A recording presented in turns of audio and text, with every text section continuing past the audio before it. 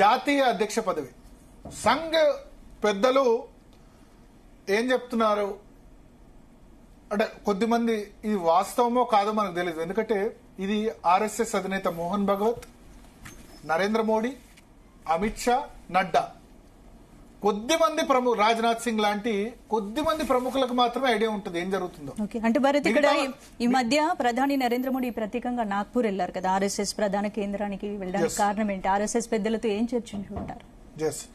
RSS ప్రధాన నాగ్పూర్ లో ఒక మీటింగ్ ఉండే, నాగ్పూర్ లో ఒక అఫీషియల్ ప్రోగ్రామ్ ఉండే, దానిలో పాల్గొనేందుకు వెళ్లి మార్చి 30న మళ్ళీ రిటర్న్ వచ్చారు.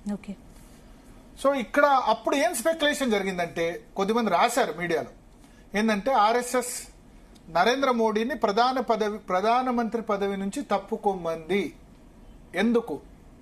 రీజన్ ఏంటంటే బీజేపీలో ఒక అప్రకటిత రూల్ ఉంది. ఎప్పుడు? ముందు కాదు, నరేంద్ర మోడీ వచ్చిన తర్వాత. ఏం రూల్ ఉందంటే 75 సంవత్సరాలు దాటిన వ్యక్తులు ప్రధాని పదవి అని కాదు, 75 సంవత్సరాలు దాటిన వ్యక్తులు రిటైర్మెంట్ కావాలని ఒక బైలాసో లేదు, మళ్ళీ బీజేపీ కాన్స్టిట్యూషన్ లేదు, అప్రకటిత రూల్. ఇది ఏర్పాటు చేసింది ఎవరు? నరేంద్ర మోడీ, అమిత్ షా. ఎప్పుడు? 2014లో భారతీయ జనతా పార్టీ 281 సీట్లతో అమోఘమైన బ్రహ్మాండమైన మెజారిటీతో అధికారంలోకి వచ్చిన తర్వాత అప్పుడు ఇద్దరి పాత్ర గురించి చర్చ. ఎవరు? లాల్ కృష్ణ అద్వానీ, మురళీ మనోహర్ జోషి.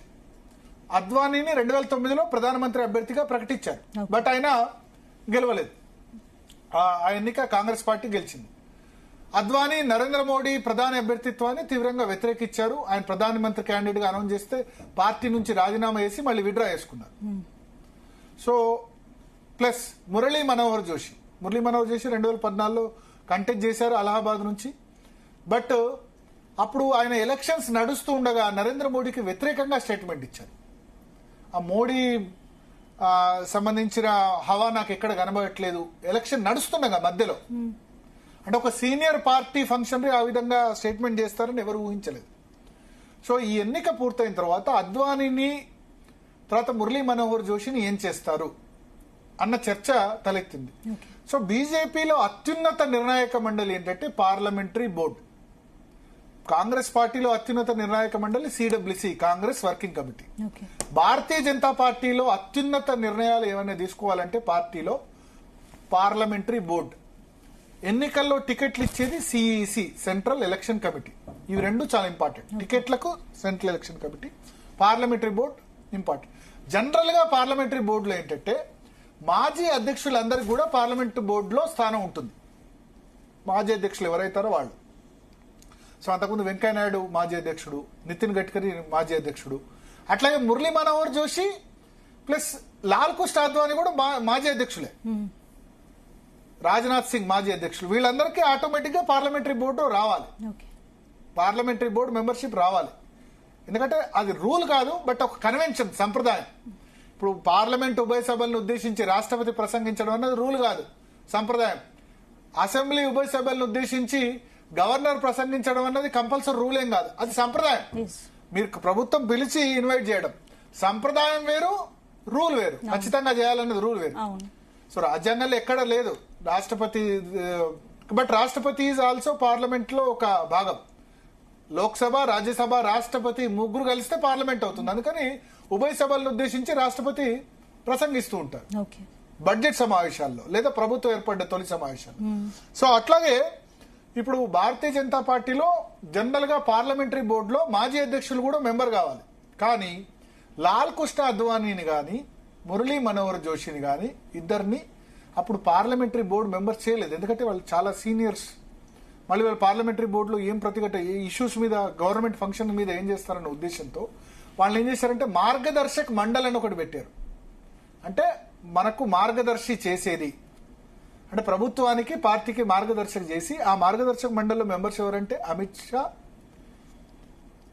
అప్పుడు అధ్యక్షుడు అమిత్ షా చేశారు. రాజ్నాథ్ సింగ్ నేతృత్వంలో అధికారంలోకి వచ్చింది.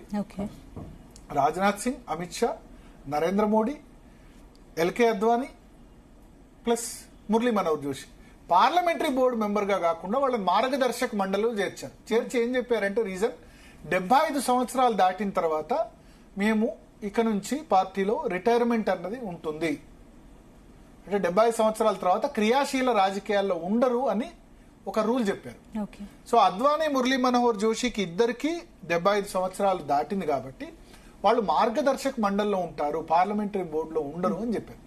సో ఆ టర్మ్ లో అద్వానీ గాంధీనగర్ నుంచి గెలిచారు 2014లో. ఓకే. మురళీ మనోహర్ జోషి అలహాబాద్ నుంచి ఎన్నికల్లో గెలిచారు. సో వాళ్ళు ఎంపీలైనా సరే వాళ్ళని పార్లమెంటరీ బోర్డులో పెట్టకుండా మార్గదర్శక మండలిలో పెట్టారు. ఓకే. ఆ తర్వాత నుంచి అదే సంప్రదాయం కంటిన్యూ అయింది. 75 years ప్లస్ కల్రాజ్ మిశ్రా ఉత్తరప్రదేశ్ లో సీనియర్ మంత్రి, బ్రాహ్మణ సామాజిక వర్గానికి సంబంధించిన వ్యక్తి. ఆయన 75 సంవత్సరాలు దాటితే ఆయన్ని మంత్రి పదవి నుంచి ఆ తర్వాత తప్పించారు. ఓకే.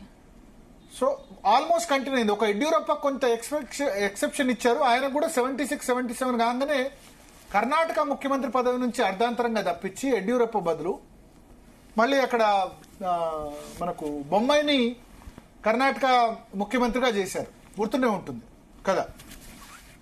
సో 75 years నిబంధన అన్నది ఇప్పటి వరకు అమలవుతూ వస్తుంది. 75 సంవత్సరాలు దాటిన వాళ్ళు ఎవరు కూడా ప్రస్తుతం కేంద్ర మంత్రివర్గంలో లేరు. అంటే ఇప్పుడు ప్రధాని నరేంద్ర మోడీ వీళ్ళందరూ ఉన్న వాళ్ళను కూడా గవర్నర్లుగా పంపించేశారు.